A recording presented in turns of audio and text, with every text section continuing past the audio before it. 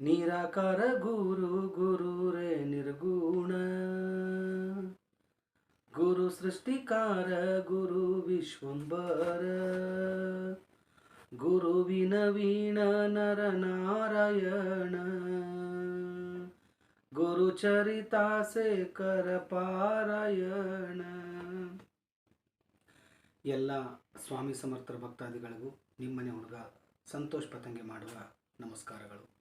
ವೀಕ್ಷಕರೇ, ನಾನು ಇವತ್ತು ಹೇಳ ಹೊರಟ ಒಂದು ಅದ್ಭುತ ಕತೆಗಿಂತ ಮುಂಚಿತವಾಗಿ ಎಲ್ರಿಗೂ ಹೇಳೋದೊಂದೇ, ಯಾರಿಗೆ ಕಷ್ಟ ಇದೆಯೋ, ಯಾರಿಗೆ ಸಮಸ್ಯೆ ಇದೆಯೋ ಅವರಿಗೆ ನನ್ನ ಒಂದು ಯೂಟ್ಯೂಬ್ ಆ್ಯಪ್ನ ನನ್ನ ಲಿಂಕ್ನ ಅವರಿಗೆ ಕಳಿಸಿ ಅವರು ಸೇವೆ ಪ್ರಾರಂಭ ಮಾಡೋದ್ರಿಂದ ಆ ಪುಣ್ಯ ಕೂಡ ನಿಮಗೆ ಸಿಗುತ್ತೆ ಅಂತ ಹೇಳ್ತಾ, ಸೊ ಆಲ್ರೆಡಿ ದೇವಸ್ಥಾನದ ಕಾರ್ಯಕ್ಕೆ ದುಡ್ಡು ಹಾಕ್ತಾ ಇರ್ತಕ್ಕಂಥ ಎಲ್ಲ ಭಕ್ತಾದಿಗಳಿಗೂ ಕೂಡ ನನ್ನ ಹೃದಯಪೂರ್ವಕವಾಗಿರ್ತಕ್ಕಂತಹ ಧನ್ಯವಾದಗಳನ್ನು ತಿಳಿಸ್ತಾ ಇದ್ದೀನಿ. ಮತ್ತು ಯಾರೇ ದುಡ್ಡು ಹಾಕಿ, ಎಷ್ಟೇ ದುಡ್ಡು ಹಾಕಿ, ಆ ದುಡ್ಡನ್ನು ಫಸ್ಟು ಸ್ವಾಮಿ ಸಮರ್ಥರ ಫೋಟೋ ಮುಂದೆ, ಫೋಟೋ ಇಲ್ಲ ಅಂದರೆ ನಿಮ್ಮ ಮೊಬೈಲಲ್ಲಿ ಸ್ವಾಮಿ ಸಮರ್ಥರದ ಫೋಟೋ ಅಂತ ಹೊಡೆದ್ರೆ ಬರುತ್ತೆ, ಅದರ ಮುಂದೆ ಇಟ್ಟು ನಿಮ್ಮ ಸಂಕಲ್ಪ ಬೇಡಿಕೊಂಡು, ನಿಮ್ಮ ಸಂಕಲ್ಪ ಏನೇ ಇರಲಿ ಕೂಡ ಮಹಾರಾಜರ ಮುಂದೆ ಅದನ್ನು ಬೇಡಿಕೊಂಡು ಆ ದುಡ್ಡನ್ನು ಬೇರೆದವರು ಅಂದರೆ ನಿಮ್ಮ ಪರಿಚಯಸ್ಥರಿಗೆ ಆ ದುಡ್ಡನ್ನು ಕೊಟ್ಟು ನನಗೆ ನನ್ನ Google pay, PhonePe number display ಮೇಲೆ ಬರುವಂಥ ನಂಬರೇ ನನ್ನ ನಂಬರ್ ಆಗಿರುತ್ತೆ. ಸೊ ಅದಕ್ಕೆ ಅವರ ನಂಬರಿಂದ ಕಳಿಸಿ, ಮತ್ತು ಆ ಸ್ಲಿಪ್ನ ನಿಮ್ಮ ಹೆಸರು ಮತ್ತು ನಿಮ್ಮ ಫೋಟೋ ಎಲ್ಲನೂ ಕಳಿಸಿ, ಮತ್ತು ಅದರಿಂದ ಇಲ್ಲಿ ನಿಮ್ಮ ಹೆಸರಲ್ಲಿ ನಾವು ಅರ್ಚನೆ ಕೂಡ ಮಾಡ್ತೀವಿ ಅಂತ ಹೇಳ್ತಾ ಇವತ್ತಿನ ಈ ಒಂದು ವಿಡಿಯೋನ ಪ್ರಾರಂಭ ಮಾಡ್ತಾಯಿದ್ದೀನಿ. ವೀಕ್ಷಕರೇ, ಈ ವಿಷಯ ತುಂಬಾ ಚೆನ್ನಾಗಿದೆ. ಒಬ್ಬ ಮಹಿಳೆ, ಅಂದರೆ ಇವ್ರ ಹೆಸರು ಲಾವಣ್ಯ ಅಂಥೇಳಿ, ಇವರು ಲಾವಣ್ಯ ಚಿತ್ತೋಡ್ಕರ್ ಅಂತ ಇವರ ಸಂಪೂರ್ಣವಾಗಿರ್ತಕ್ಕಂಥ ಹೆಸರು. ಇವರು ಮೂಲತಃ ಪೂನಾದಲ್ಲಿ ವಾಸವಾಗಿರ್ತಾರೆ. ಪೂನಾದಲ್ಲಿ ವಾಸವಾಗಿದ್ದಾಗ ಇವರಿಗೆ ಒಂದು ಒಳ್ಳೆ ಗೌರ್ಮೆಂಟ್ ಜಾಬಲ್ಲಿ ಲಾವಣ್ಯ ಅವರು ಇರ್ತಾರೆ. ಇವರಿಗೆ ಸಡನ್ನಾಗಿ ಇವ್ರದ್ದೇ ಒಂದು ಪೋಸ್ಟು ಬೆಂಗಳೂರಿಗೆ ಇವರಿಗೆ ಟ್ರಾನ್ಸ್ಫರ್ ಆಗುತ್ತೆ.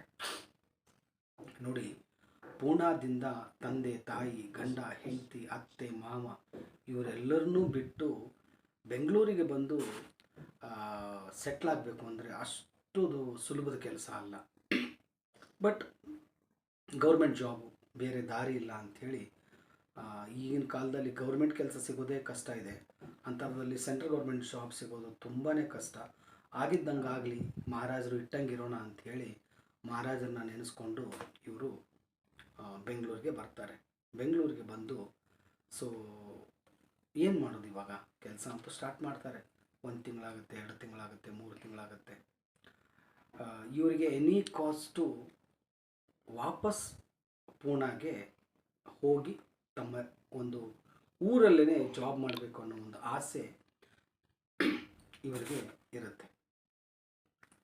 ಸೊ ಇದು ಹೀಗೆ ಪ್ರೊಸೆಸಿಂಗು 1 ವರ್ಷ ಕಳೆದೋಗ್ಬಿಡುತ್ತೆ. ಇವರು ಪ್ರತಿ ದಿವಸ ಇಲ್ಲಿ ಪಿ ಜಿಯಲ್ಲಿ ಇರ್ತಾರೆ. ಪಿ ಜಿಯಲ್ಲಿ ಇದ್ಮೇಲೆ ಇವರಿಗೆ ಇಲ್ಲಿ ಊಟ ಸೆಟ್ ಆಗಲ್ಲ. ಇನ್ನೊಂದು ಏನು ಮಾಡಬೇಕು ಅನ್ನೋದೇ ಇವರಿಗೆ ಒಂದು ದೊಡ್ಡ ಕ್ವಶನ್ ಮಾರ್ಕು ಅಂಥದ್ರಲ್ಲಿ. ಸೊ ಇವರು ಪ್ರತಿ ದಿವಸ ಹೇಳೋದು, ಸ್ವಾಮಿ ಫೋಟೋ ಗಿಟೋ ಏನೂ ಇರಲ್ಲ ಇವ್ರ ಹತ್ರ, ಸ್ವಾಮಿ ಸಮರ್ಥರ ಪಾರಾಯಣ ಮಾಡೋದು, ಗಣಪತಿ ಸ್ತೋತ್ರ ಹೇಳೋದು, ಇಷ್ಟೇ ಇವರ ಕೆಲಸ.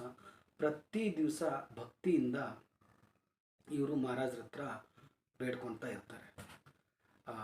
ಸೊ ಅದು ಇಲ್ಲಿ ಫುಡ್ಡು ಇವ್ರಿಗೆ ಏನು ಮಾಡಿದ್ರು ಪೂನಾದವ್ರಿಗೆ ಬೆಂಗಳೂರು ಫುಡ್ ಸೆಟ್ ಆಗೋದು ಕಷ್ಟನೇ, ಅದು ಎಲ್ರಿಗೂ ಗೊತ್ತು. ಕರ್ನಾಟಕದವ್ರಿಗೆ ಪೂನಾ ಫುಡ್ ಸೆಟ್ ಆಗೋದು ಕಷ್ಟ.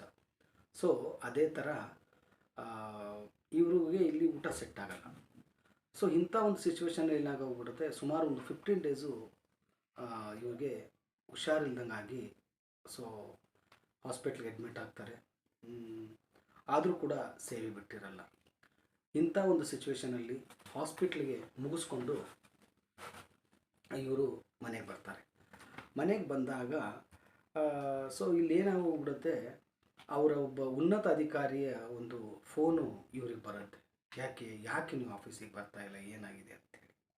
ಸೊ ಈ ಥರ ಒಂದು ಸಮಸ್ಯೆನ ಅವ್ರ ಹತ್ರ ಹೇಳ್ಕೊತಾರೆ. ಇಲ್ಲ, ನನಗೆ ಇಲ್ಲಿ ಫಸ್ಟು ನನ್ನ ಫ್ಯಾಮ್ಲಿನ ಬಿಟ್ಟಿರೋದು ತುಂಬಾ ಕಷ್ಟ ಆಗ್ತಾಯಿದೆ, ಮೇಲಾಗಿ ನನಗೆ ಊಟ ಸೆಟ್ ಆಗ್ತಾಯಿಲ್ಲ ಅಂತ ತುಂಬಾ ರಿಕ್ವೆಸ್ಟ್ಮೆಂಟ್ ಮಾಡ್ಕೊತಾರೆ. ಉನ್ನತ ಅಧಿಕಾರಿಗಳು ಅವರಿಗೊಂದು ಸಲಹೆ ಕೊಡ್ತಾರೆ. ಇಲ್ಲ, ನೀವೊಂದು ಲೆಟ್ರ್ ಬರೆದು ಕೊಡಿ, ನಾನು ಅದನ್ನು